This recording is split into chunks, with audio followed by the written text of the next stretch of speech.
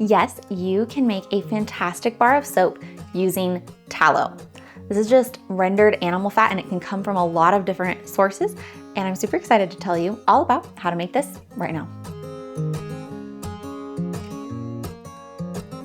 I love this soap not only as a hand soap, but as a bath and body soap and as a dish soap. It's gentle on my hands, but it also really cuts through grease great. If you've been following along, this is part 4 in my lamb harvest series. I am using lamb tallow today, and if you've missed the previous videos in this series, you can find them all linked in this video description or up here somewhere. We did a video just on harvest day on how to cure the bellies into a beautiful cured and smoked lamb bacon, and then also did a tutorial on how to turn the fat into tallow that we're using for this soap today. To make this soap, you really only need 3 basic ingredients. You need your rendered fat, you need pure lye, and water. And there is a little bit of room to wiggle here and make unique blends of soap. You can use herbs to infuse your tallow before you do your make, and you could also use herbs to infuse your water before you make your soap.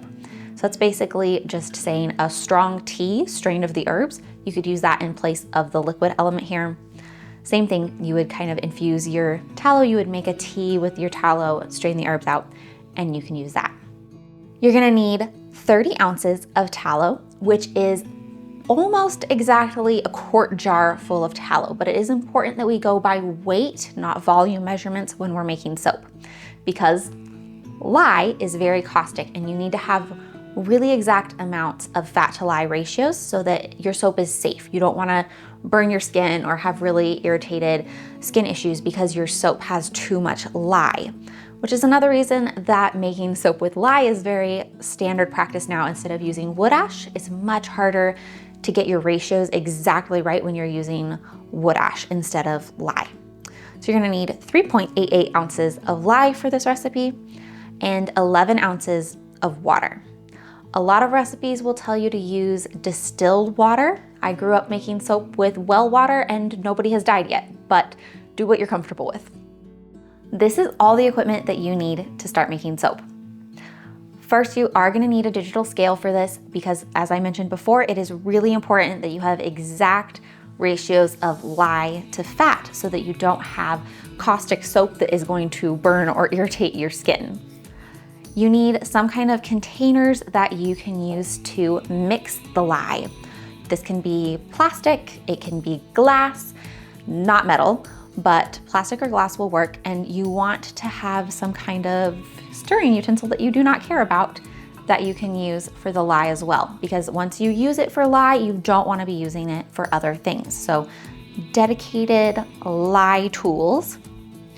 Now I'm going to show you guys the hot process soap method today, so that's why I'm using my slow cooker. You can totally do soap on the stovetop, just in a regular pot, but if you want to do the hot process method, having a slow cooker is just going to make this really hands-off and easy. So I'm going to show that method today, and I'm also going to show the step where you could kind of break away and go with the cold process method if you'd rather do that. Now also, somewhat optionally, is the immersion blender. This makes really quick work of getting to trace, which you'll see in a little bit, but it is optional. If you do not have an immersion blender, don't feel like you need to run out and buy one just so you can make soap. It's gonna take a little bit more elbow grease, but you can do it just by stirring by hand. We have a soap mold, which again, if you start making a lot of soap, this is really handy to just have a nice like straight-sided soap bar. But you can also use a loaf pan, muffin tin, all other kinds of specialty soap molds. There's so many options, but whatever you have is gonna make great soap.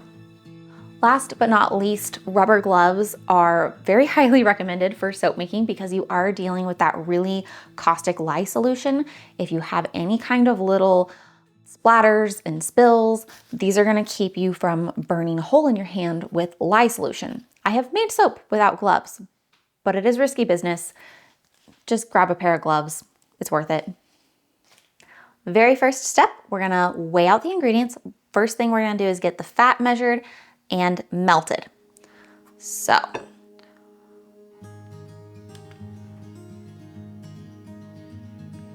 30 ounces.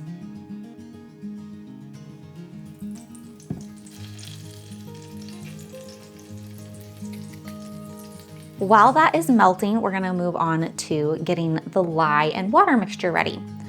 So I'm gonna measure out my 3.88 ounces of lye.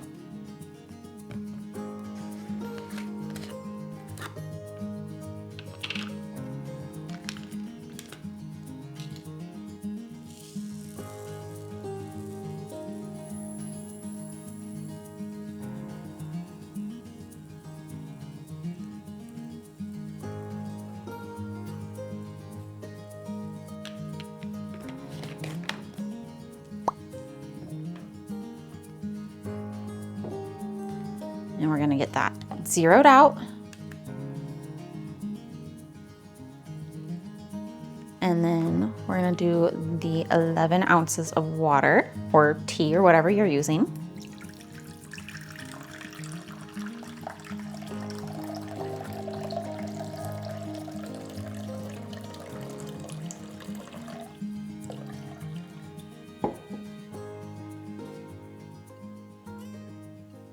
Now, while this is finishing up melting, we're gonna get this mixed with the lye. So we're gonna move over to the stove because you should do this under ventilation. This is also where you're gonna wanna put your gloves on.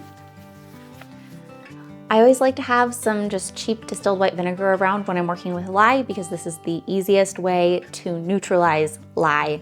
So I use this to clean up my lye dishes, and also if I have any spills or if, God forbid, you get some on your skin, vinegar is what you're gonna wanna use. You can do this outdoors in a kitchen sink next to an open window, on your stovetop with the fan going. Somewhere with good ventilation is important because this is gonna make a chemical reaction. It's not super stinky or potent, but you do want some good ventilation. The other thing to keep in mind is you want to always add your lye to your water. You never ever want to add water to lye because it can kind of explode and you don't want a lye explosion. So what I heard when I first learned how to make soap was the snow falls on the lake never falls on the snow. And that has always stuck with me and just been a really easy, memorable way to remember that little safety tip. So all you're gonna do is add your lye slowly to your water and mix it until it's all the way dissolved. Then you're gonna let it just sit and finish its chemical reaction for 5 to 10 minutes. And then we're gonna go ahead and get this mixed in with our tallow. Slowly pour the lye mixture into your melted tallow and gently mix it until it's combined. Once that is done, you can either keep mixing by hand until you hit trace, or you can use the immersion blender to get to trace a little bit faster. This usually takes about 5 minutes with the immersion blender. It could take more like 30 if you're just mixing by hand. If you want to be extra careful, you can wear safety glasses. Just be cautious that you're not splattering everywhere because you don't want to get this into your eyes.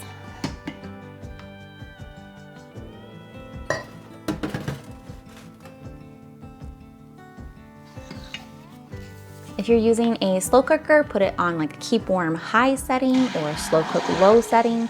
Or if you're doing this on your stove top, just as low as you can go.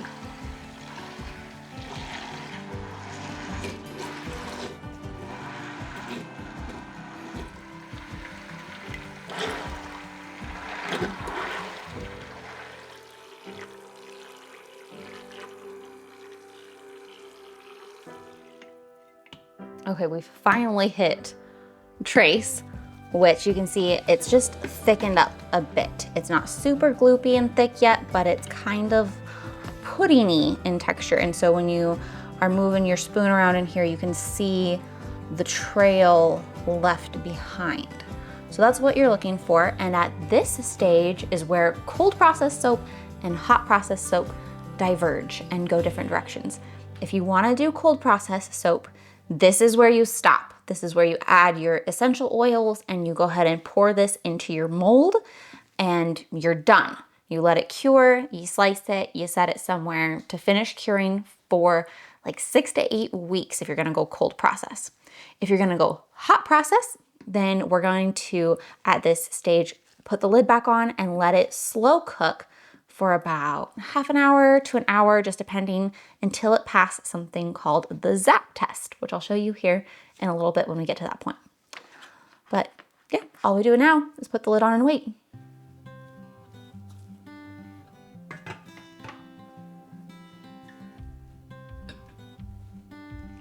It's been about 45 minutes. This is now done. I'm gonna show you guys how to test really quick if your hot process soap is done. That just means the lye is fully reacted. It's no longer caustic. It is ready to be molded and used. So all you're gonna do is grab a little scoop of soap, and scary as it might sound, you're gonna just touch the tip of your tongue to the soap. If it just tastes like soap, you're good. If you get a little tiny zap, that means the lye is still active and you need to let it cook just a little bit longer. This just tastes like soap. There was no zap. So I'm gonna get it poured into my mold.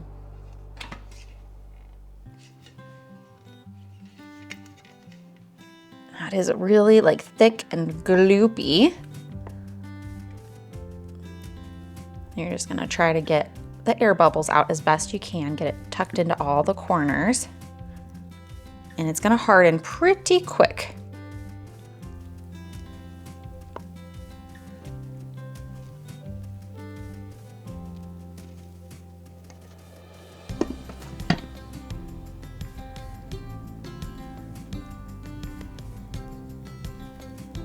So when you do hot process soap, it's always gonna look a little bit rustic because it is cooked and drying so quickly. That's where some people prefer the cold process soap, because it's not cooked yet. You're gonna have more of an even liquid pour, so you'll get a smoother finish.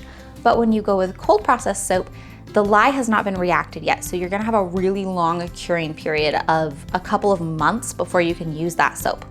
When you do the hot process, you can use this soap technically right away, but I do suggest you give it a week or maybe 2 just to let the bars firm up so you have a more solid, longer lasting bar of soap.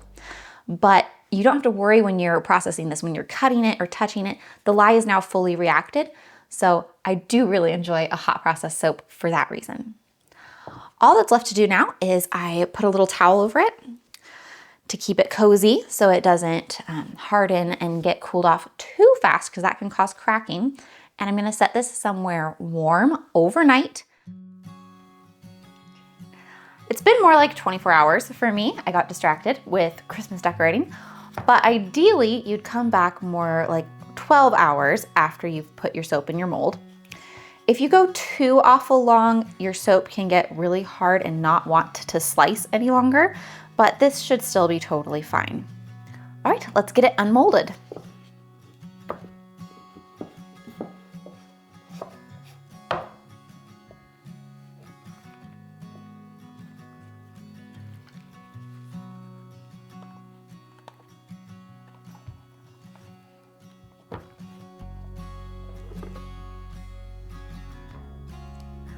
So we can see this is not the most solid, uniform pour, and that's because of the hot process, and it's hard to get it down into all the corners, but you have the trade-off of this being ready to use pretty darn quickly. If you want a really solid, like the cleanest looking bar, go with the cold process. I do really love the looks of a nice cold process. It just is really solid, but this is also really fantastic. There's nothing wrong with this. So let's go ahead and get it sliced.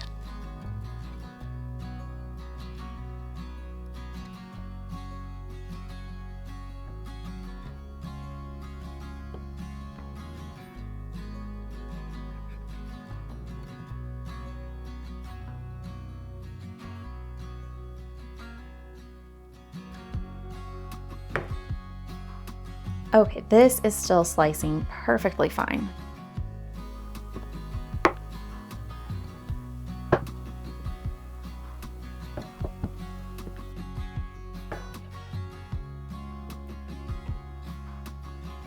And voila, we have finished soap.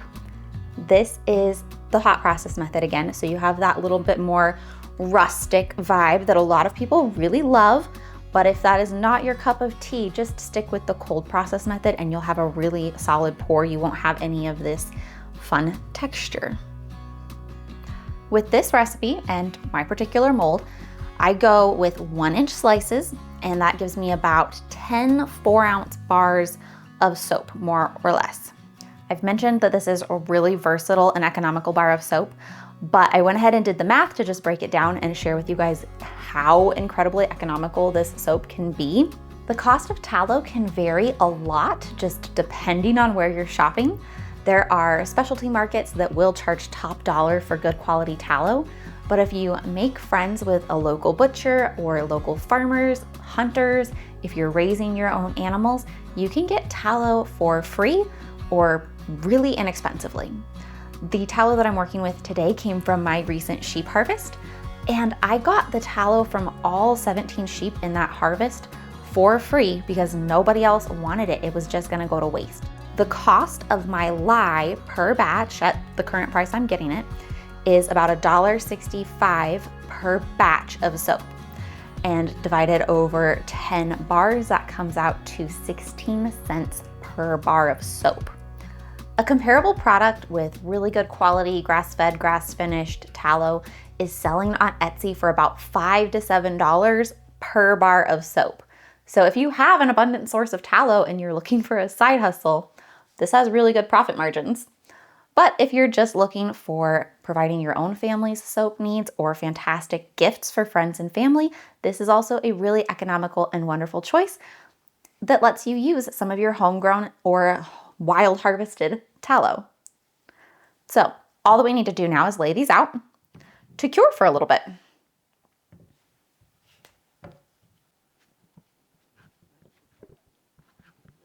And they'll be ready to put cute little labels on and give away to friends and family in a week or two. The reason that these are going to cure for another week or two is just to let them harden a little bit. When you have a harder bar of soap, it's gonna last quite a bit longer than a really soft soap. This is technically fine to use right away because we did the hot process, so it's all fully reacted. And again, if you're doing the cold process, which will give you a much cleaner, sleeker bar of soap, you're gonna need to let this step go for at least 6 to 8 weeks to let the lye fully react during that curing time. Unlike many of the soaps that you can find in stores today, this has no dyes, no fragrances, no sulfates, nothing to irritate and damage your skin. Tallow is packed full of vitamins A, D, K, E, omega-3s. It has so many wonderful benefits to bring to your skincare routine, both in lotions and medicinal salves and as soap. Thank you for watching. It means so much to me. If you'd like to learn how to turn your tallow into some beautiful candle light, check out the next video where we do just that.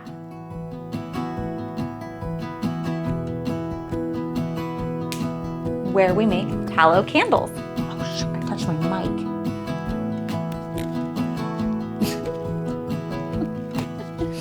It's selling for between, I just swallowed a bug.